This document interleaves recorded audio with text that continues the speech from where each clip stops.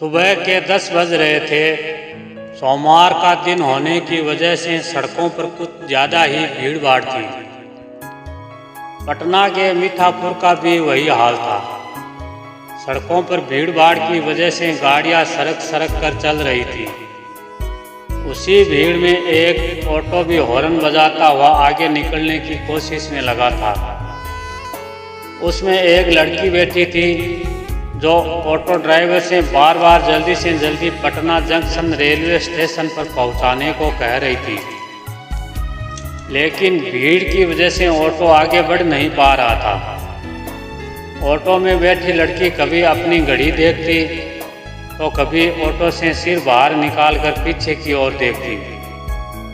जैसे ही auto Chanakya law university के पास पहुंचा, एक सफ़ेद रंग की बुलेट मोटरसाइकिल पीछे से आकर ऑटो के साथ चलने लगी।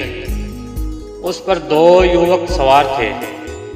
उन्हें देखकर लड़की घबरा गई और उसने ड्राइवर से ऑटो भगाने को कहा, लेकिन भीड़ की वजह से ऑटो ड्राइवर ऑटो भगा नहीं सका। इसी बीच मोटरसाइकिल पर पीछे बैठे युवक ने पिस्तौल निकाली और ऑटो में बैठी लड़की को लक्ष्य बनाकर 4 गोलियां दाग दी।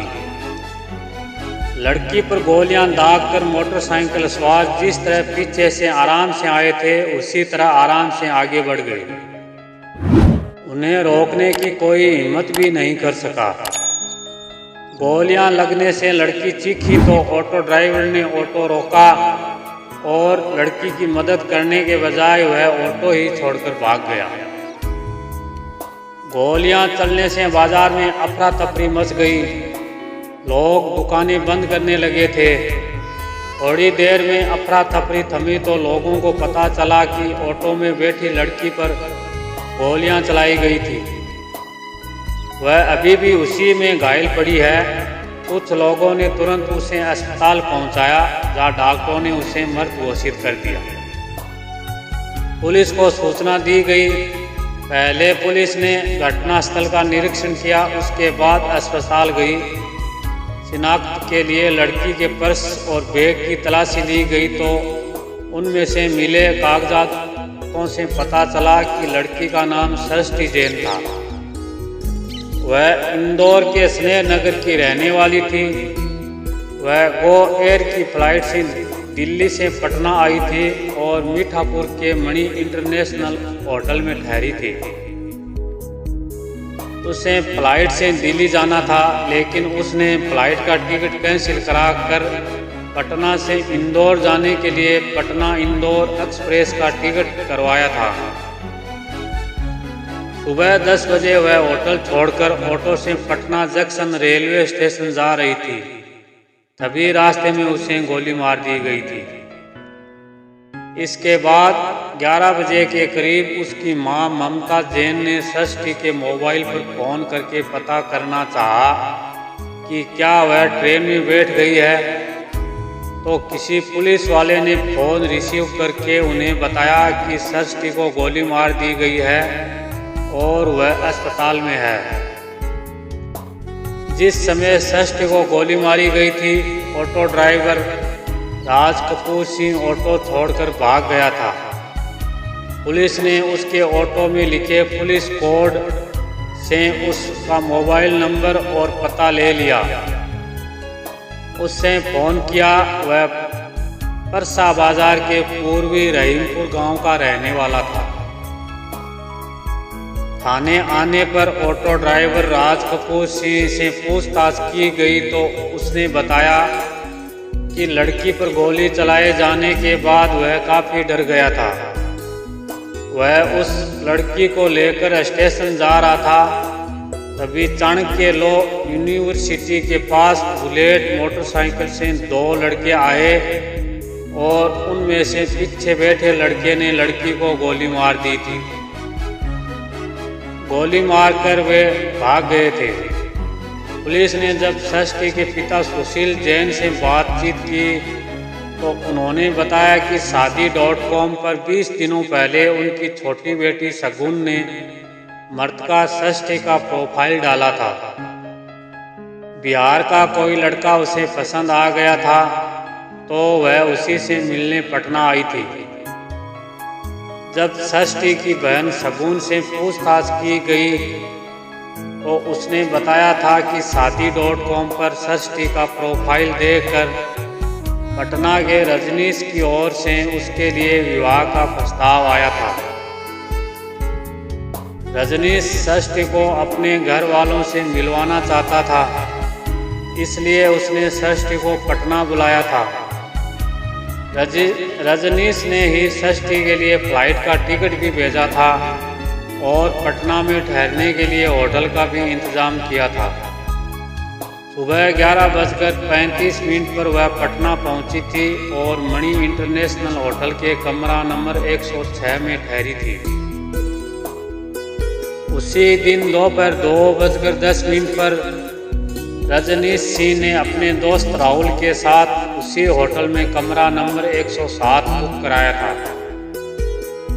होटल के रजिस्टर में उसने अपने पिता का नाम राजेश्वर प्रसाद सिंह और पता राधोपुर जिला वैशाली लिखा था। सभी होटल से निकल गए थे, लेकिन कुछ देर बाद षष्ठी होटल लौट आई थी और इस बार वह कमरा नंबर 103 में ठहरी थी। उसने होटल मैनेजर को बताया था कि उसका टिकट कंफर्म नहीं हुआ, इसलिए वह वापस आ गई थी। एक बार फिर रजनीश अपने दोस्त राहुल के साथ होटल पहुंचा और सीधे षष्ठी के कमरे में गया। होटल के मैनेजर राजकुमार के अनुसार इस बार रजनीश षष्ठी के कमरे पर गया तो दोनों के बीच किसी बात को लेकर बहस होने लगी। जल्दी ही इस बहस ने तल्खी का रूप ले लिया। इस खास सुनी में षष्ठी बार बार कह रही थी कि अब वह उसके पीछे नहीं आएगा, जबकि रजनीश उसे धोखेबाज कह रहा था। उसका कहना था कि उसने उसके 1 लाख रुपए ठग लिए हैं। रजनीश से मिलने के बाद षष्ठी ने अपने घर वालों को फोन करके बताया था कि रजनीश उसे ठीक आदमी नहीं लगता। उसके पास पिस्तौल भी है जिसे लेकर वह घूमता है। वह एयरपोर्ट पर भी पिस्तौल लेकर आया था। वह ऐसे आदमी से कतई विवाह नहीं करेगी। बाकी बातें वह इंदौर लौटकर बताएगी। षष्ठी की मां ममता जैन ने बताया था कि रजनीश ने उनसे भी फोन पर मीठी मीठी बातें की थी। वापस आने के लिए षष्ठी को फ्लाइट पकड़ने के लिए एयरपोर्ट पर गई थी, लेकिन फ्लाइट नहीं मिली। इसके बाद उसने पटना इंदौर एक्सप्रेस से लौटने का टिकट लिया था। षष्ठी के पिता सुशील जैन मूल रूप से राजस्थान के उदयपुर के रहने वाले थे। 4 साल पहले ही वह इंदौर आकर रहने लगे थे। यहाँ वह एक प्राइवेट कंपनी में नौकरी करते थे। उनके परिवार में पत्नी ममता जैन के अलावा 2 बेटियां, बड़ी षष्ठी और छोटी शगुन थी। षष्ठी ने उदयपुर से MBA किया था, जबकि शगुन 12वीं में पढ़ रही थी। उनका परिवार इंदौर के स्नेह नगर में रहता था। इसके पहले वह खातीवाला टैंक में अनमोल पैलेस में फ्लैट नंबर 402 में रहते थे। इंदौर की कई कंपनियों में काम करने के बाद षष्ठी दिल्ली में इंडिया बुल्स कंपनी में टीम लीडर के पद पर काम कर रही थी। पिछले महीने उसने यह नौकरी छोड़ दी थी और दूसरी कंपनी में नौकरी पाने की कोशिश कर रही थी। नौकरी छोड़ने के बाद षष्ठी इंदौर आकर माँ बाप के साथ रह रही थी। लाश के निरीक्षण के दौरान पुलिस ने देखा था षष्ठी के हाथ पर RS अक्षर का टैटू बना हुआ था, जिससे अंदाजा लगाया कि यह रजनीश षष्ठी का लिखा है। पुलिस ने होटल के CCTV कैमरे की फुटेज निकलवाकर चेक की तो उसमें षष्ठी से जुड़ी कई बातें सामने आई। फ्लाइट न मिलने पर जब वह होटल लौटी तो उसकी मुलाकात बेंगलुरु के रहने वाले सुरेश रेड्डी से हुई। फुटेज में वह होटल के रिसेप्शन काउंटर के पास वाले सोफे पर रेड्डी के साथ बैठी हुई दिखाई दे रही थी। सृष्टि ने रेड्डी के साथ सेल्फी लेने की बात कही तो पहले तो उसने मना कर दिया। बातचीत में सृष्टि ने उसे बताया था कि वह इंदौर से पटना आई है, वह एक मोबाइल फ़ोन खरीदना चाहती है, वह चलकर खरीदवा दें। इसके बाद रेड्डी उसे ऑटो से बाज़ार लेकर गया था। रेड्डी अपनी कंपनी के काम से पिछले 15 दिनों से उस होटल में ठहरा था। फुटेज से यही लगता था कि 24 जनवरी को सृष्टि और रेड्डी की मुलाकात थोड़ी ही देर में दोस्ती में बदल गई थी। होटल से निकलने के बाद उन्होंने 10,000 रुपये का मोबाइल फ़ोन खरीदा था। मोबाइल का बिल रेड्डी के नाम से बना था। इसके बाद दोनों नाइट शो फिल्म देखकर देर रात होटल लौटे थे। होटल स्टाफ ने भी पुलिस को उनके देर से लौटने की बात बताई थी। पुलिस सूत्रों के अनुसार सृष्टि के मोबाइल फ़ोन के मेमोरी कार्ड से पुलिस को कुछ आपत्तिजनक वीडियो मिले थे, लेकिन पुलिस इस बारे में कुछ नहीं बता रही है। मेमोरी कार्ड से पता चलता है कि सृष्टि विवाहित थी, लेकिन वह ऑनलाइन साथी की तलाश में थी।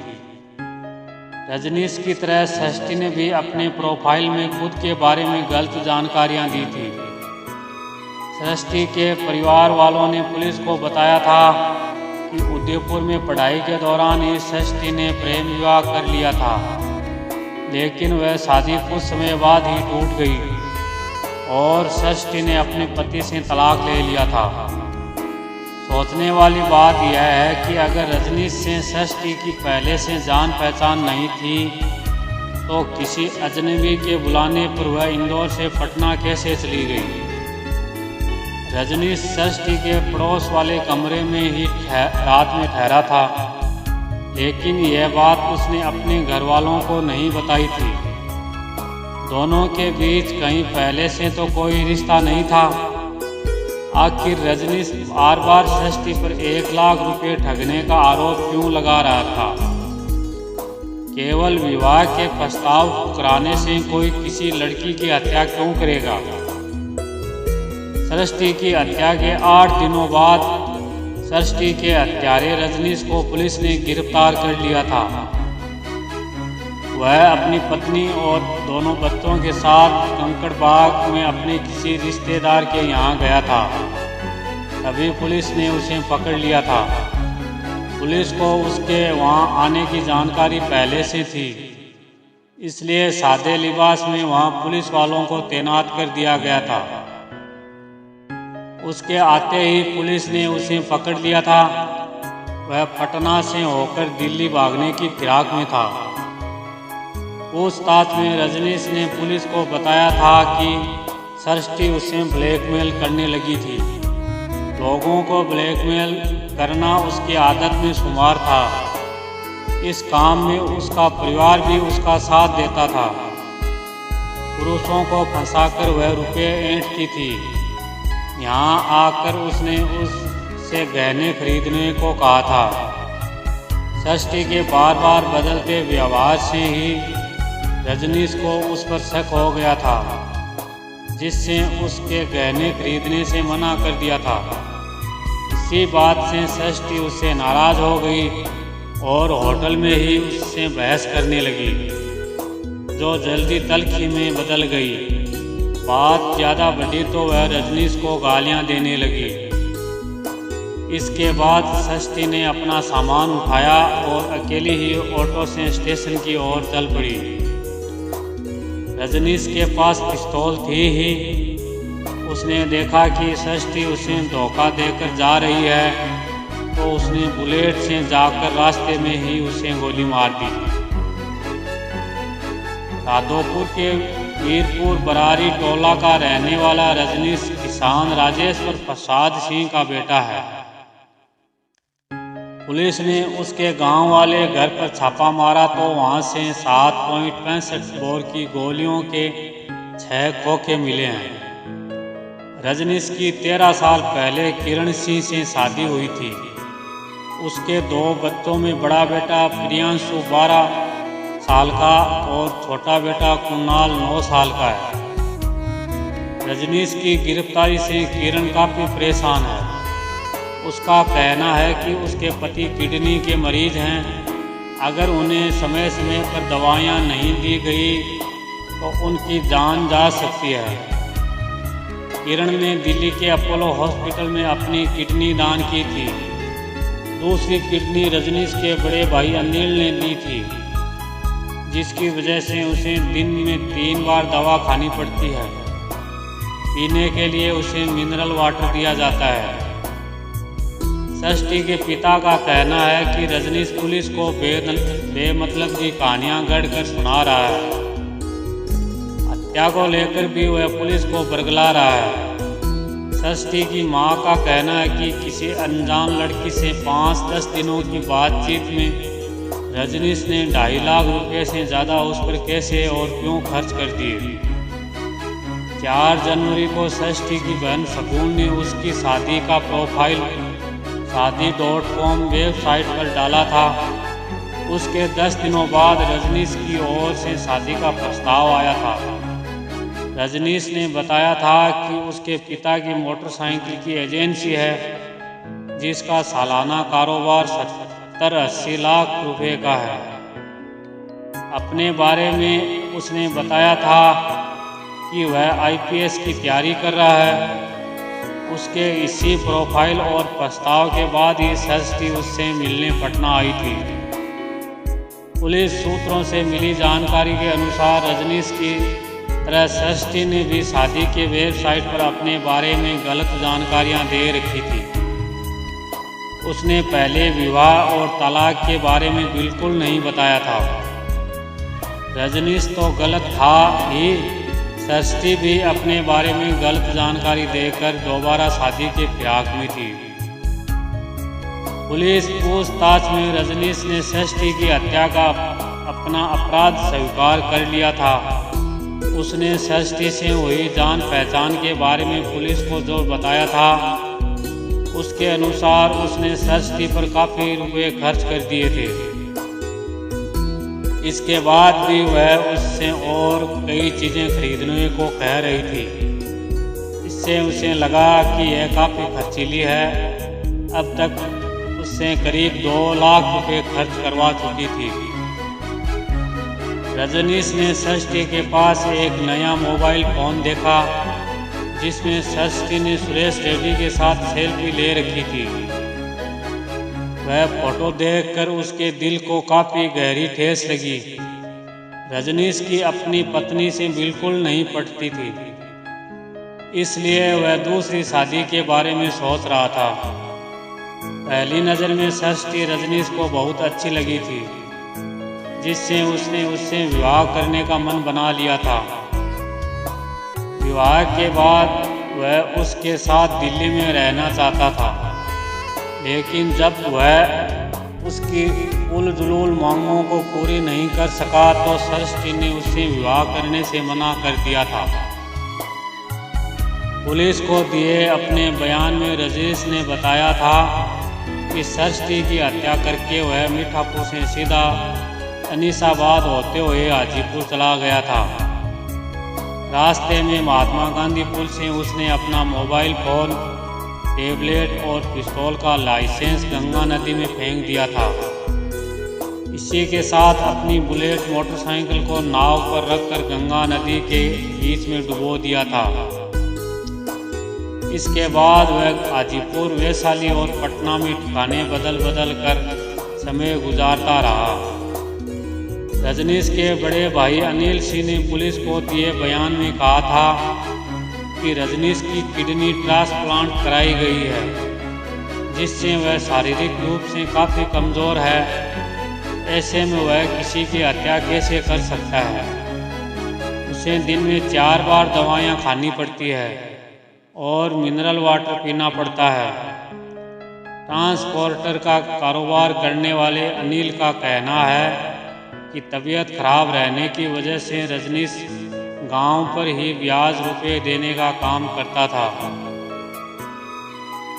उससे हत्या के इस मामले में फंसाया गया है। बहरहाल रजनीश पुलिस की गिरफ्त में है और सरस्वती की मौत हो चुकी है। सरस्वती के पिता इस हत्याकांड की सीबीआई जांच की मांग कर रहे हैं। पुलिस का कहना है कि रजनीश के तार किडनी बेचने वाले गिरोह से जुड़े हो सकते हैं।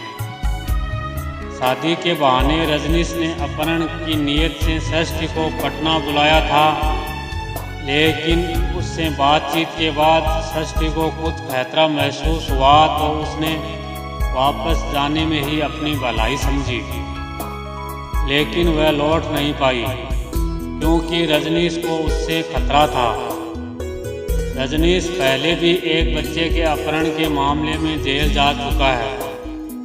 वैशाली के थाना जोरावरपुर में उस पर अपहरण का केस दर्ज है। कुछ दिनों पहले ही वह जमानत पर छूटा था। अगवा किए गए बच्चे का अब तक कोई सुराग नहीं मिल सका है। पुलिस जांच में पता चला है कि बच्चे का अपहरण किडनी निकालने के मकसद से किया गया था। जांच के बाद पुलिस ने उसका खाता सील कर दिया था, जिसमें 90 लाख रुपए जमा थे। उसके घर से फर्जी स्टाम्प और कई सरकारी अफसरों की मोहरें बरामद हुई थी। रजनीश खुद भी 2 बार किडनी ट्रांसप्लांट करवा चुका है। पुलिस यह पता कर रही है कि जिस डॉक्टर ने उसकी किडनी ट्रांसप्लांट की थी, कहीं रजनीश उस डॉक्टर या अस्पताल के साथ मिलकर किडनी बेचने का रैकेट तो नहीं चला रहा था। पुलिस को जानकारी मिली है कि सरस्वती ने दिल्ली में किसी डॉक्टर के यहाँ भी काम किया था। हो सकता है रजनीश की किडनी ट्रांसप्लांट के दौरान ही उनकी जान पहचान हुई हो। दोनों के बीच रुपयों को लेकर होटल में हुई बहस कहीं किडनी खरीद बिक्री के रैकेट से तो नहीं जुड़ी थी। रजनीश भी पिछले कुछ दिनों से दिल्ली में ही रह रहा था और किडनी ट्रांसप्लांट कराने वाले मरीजों को किडनी मुहैया कराने की दलाली का काम करने लगा था। इस काम से उसने काफ़ी पैसे कमाए थे। वह जब भी अपने गांव वीरपुर आता था, दोस्तों पर खूब पैसा खर्च करता था। लेकिन सरस्वती के पिता का कहना है कि सरस्वती और रजनीश की पहले से जान पहचान और प्रेम प्रसंग की बात बिल्कुल गलत है। कथा पुलिस सूत्रों पर आधारित है। धन्यवाद।